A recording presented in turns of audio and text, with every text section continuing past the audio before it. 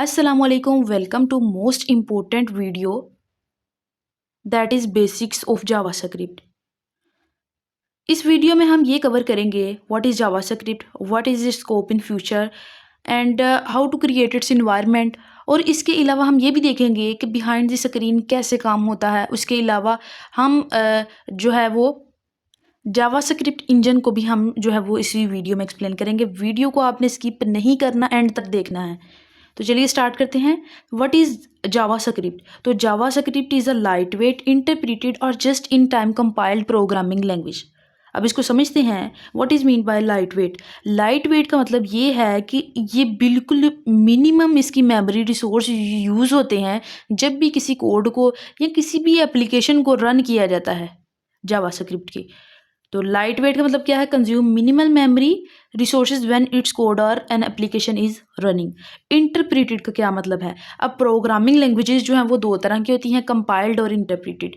अब कंपाइल्ड वो होती है जो हमारे पास हाई लेवल में होती है, उसको हमने कन्वर्ट करना होता है लो लेवल में। और इंटरप्रिटेड वो होता है जिसमें हमें कंपाइल करने की ज़रूरत नहीं होती है।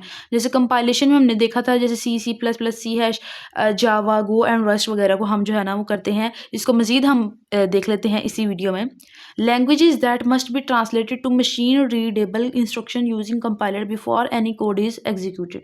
किसी भी कोड को एग्जीक्यूट होने से पहले जब हम उसको मशीन कोड में कन्वर्ट करते हैं, जैसे मैंने सी लैंग्वेज का कोड लिखा, इसको कंपाइल करके मशीन कोड में कन्वर्ट किया और फिर ये रन होने के काबिल हुआ, और देन हमें क्या मिली? Output, that is result. तो इंटरप्रेटेड क्या होती है? जिसमें हमने जो है हमारे पास जो है सोर्स कोड जैसे script.js, उसको हम डायरेक्टली जो है वो इंटरप्रेट करते हैं और वो हमें जो है वो आउटपुट दे देता है। ठीक है। अब हम मोस्ट इंपॉर्टेंट कॉन्सेप्ट जो है वो जावास्क्रिप्ट को नेम कैसे दिया गया। ठीक है। तो सबसे पहले जावास्क्रिप्ट को जब क्रिएट किया गया था ना, इसका नाम था लाइव स्क्रिप्ट। जब भी हम प्रोग्राम्स को लैंग्वेजेस में लिखते हैं ना, तो उसको हम स्क्रिप्ट कहते हैं। तो जावा जो थी ना, पॉपुलर थी, क्योंकि जावास्क्रिप्ट से पहले जावा थी, तो जावा बहुत पॉपुलर थी उस टाइम पे। तो इसका ना छोटा भाई जो जावा है ना, उसके छोटे भाई का जो है ना वो लेवल दिया गया जावास्क्रिप्ट को। तो इसका नाम पहले मैंने आपको बताया है कि किसी भी जो लैंग्वेज है का कोड है या प्रोग्राम है, उसको हम क्या कहते हैं? स्क्रिप्ट। तो प्रीवियस लैंग्वेज जो थी वो जावा थी, तो दोनों को उन्होंने कंबाइन कर दिया, देन इन रिजल्ट हमारे पास जावास्क्रिप्ट आ गया।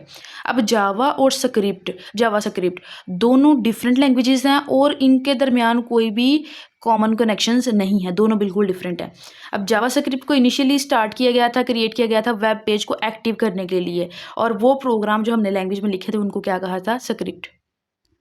जावास्क्रिप्ट इंजन बहुत important, a software component that execute JavaScript code. कि सॉफ्टवेयर का वो हिस्सा, वो कंपोनेंट जो क्या करता है जावास्क्रिप्ट के कोड को रन करवाता है, इसको हम क्या कहते हैं? JavaScript engine. जैसे कि V8 को हम क्रोम में यूज़ करते हैं, ओपेरा में और एज में। फिर स्पाइडर मोंकी को हम फायरफॉक्स में यूज़ करते हैं, चक्रा को हम IE में यूज़ करते हैं, और जावास्क्रिप्ट कोर को हम सफारी में यूज़ करते हैं। ये वो हमारे पास सॉफ्टवेयर हैं जो क्या करते हैं? जावास्क्रिप्ट को क्या करते हैं? एग्जीक्यूट करते हैं कोड को। फिर एक्मा स्क्रिप्ट बहुत इंपॉर्टेंट। अब जो एक्मा स्क्रिप्ट है ना, ये एक्मा एक ऑर्गेनाइजेशन थी, और बेसिकली इसकी जो रूल्स थे, रेगुलेशंस थे इस ऑर्गेनाइजेशन के, एक्मा के, उसको कहा था एक्मा स्क्रिप्ट। ठीक है। तो basically the specification are standard JavaScript is programming language that follows these standard. तो उन रूल्स को जो फॉलो करती थी वो एक्मा स्क्रिप्ट थी, और एक्मा खुद एक ऑर्गेनाइजेशन थी। अब हम जावास्क्रिप्ट को क्यों पढ़ें, इसको क्यों सीखें? तो सब बहुत इंपॉर्टेंट कॉन्सेप्ट्स ये हैं कि इसको सीखने से हम जो है वो फ्रंट एंड पे भी काम कर सकते हैं, बैक एंड पे भी मोबाइल ऐप को डेवलप कर सकते हैं, डेस्कटॉप ऐप को भी हम जावास्क्रिप्ट को सीखने से डेवलप कर सकते हैं। तो यहाँ पे हमारे पास हो गया बेसिक इसका इंट्रो। अब हम इसकी बेसिक्स पे चलते हैं कि कोड को कैसे करना है, एनवायरनमेंट को किस तरह से क्रिएट करना है। तो पहला कोड अभी हम रन करते हैं। तो जी सबसे पहले मैंने VS कोड को ओपन किया है। यहाँ पे हम फोल्डर को सिलेक्ट करेंगे जो कि मैंने बनाया हुआ था JS लाइबा के नाम से, उसको मैंने सेलेक्ट कर लिया। अब हम न्यू फाइल को क्रिएट करेंगे। तो मैंने फ़ाइल रख ली index.html। तो याद रखिए जो .html है ये HTML की एक्सटेंशन है। यहाँ पे हम अब बेसिक कोड लिखेंगे। एक्सक्लेमेटरी मार्क अगर आप एंटर करेंगे तो ऑब्वियसली आगे आपके ना ऑप्शंस आ जाएंगे, जो आप उसमें से कोई सा भी सिलेक्ट कर लें तो आपके पास स्ट्रक्चर आ जाएगा। HTML का। HTML टैग जो HTML का बेसिक बिल्डिंग टैग है वो HTML है, उसको लगाया हमने और उसके देन उसमें जो है हमने हेड सेक्शन को क्रिएट किया और उसके अंदर बॉडी सेक्शन को क्रिएट किया। अब यहाँ पे समझने वाली बात ये है कि जब में हमने जावास्क्रिप्ट को HTML में ऐड करना है ना, तो उसके लिए हमने स्क्रिप्ट टैग का यूज़ करना है। तो बॉडी सेक्शन में हमने एक हेडिंग बना ली H1 के नाम से और इसमें हमने लिख दिया हेलो वर्ल्ड। तो जब हम इसका जो है वो रिज़ल्ट ब्राउज़र में चेक करेंगे तो यहाँ पे जो H1 फाइल है, ये देखें हमारी हेडिंग जो है वो हेलो वर्ल्ड प्रिंट हो गया है।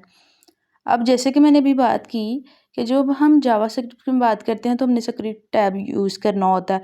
तो स्क्रिप्ट टैग को यूज़ करते हुए हमने बीच में जो है वो अपनी जावास्क्रिप्ट, अब हम अलर्ट यूज़ करेंगे और इस बीच में लिखेंगे हेलो वर्ल्ड। अभी आपने बिल्कुल भी परेशान नहीं होना, ये अलर्ट क्या है, ये मतलब क्या चीज़ यूज़ हो रही है।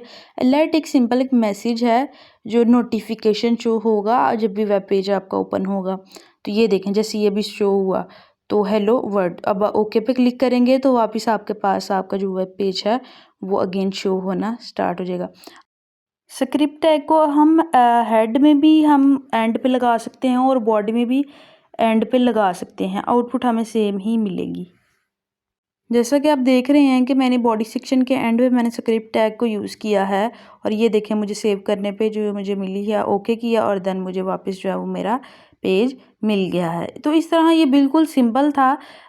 अपकमिंग वीडियोस में हम इसको मज़ीद डिटेल से डिस्कस करेंगे और ये याद रखिए कि जो हमारी नेक्स्ट वीडियोस हैं वो बहुत इंपॉर्टेंट है। अब हम जावास्क्रिप्ट इंजन की बात करते हैं। जैसे मैंने बोला क्रोम में V8 यूज़ होता है।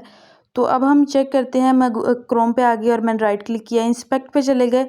अब यहाँ पे हमारे पास ये स्क्रीन शो हो रही है, आपने कंसोल पे क्लिक करना है और यहाँ पे जी नीचे हमने जो है वो टाइप करना है। अब हम जब भी कोई डाटा प्रिंट करवाना होता है तो जावास्क्रिप्ट में हम console.log को यूज़ करते हैं और उसमें मैंने लिखा है हेलो। अब एंटर की को प्रेस करते हैं तो यहाँ पे हमारे पास जो आउटपुट आई है वो आएगी हेलो। अब हम console.log को अब इसके एंड पे जो हमने स्टेटमेंट टर्मिनेटेड लगाया हुआ है इसकी गैर मौजूदगी में अगर इसको हटा दें तब भी हमारे पास हेलो ही स्क्रीन पे प्रिंट होगा। अब ये जो मज़ीद कॉन्सेप्ट्स हैं ये हम अगली वीडियोस में डिस्कस करेंगे। वीडियो अच्छी लगी है तो वीडियो को लाइक करें, चैनल को सब्सक्राइब करें। मिलते हैं अगली वीडियो में।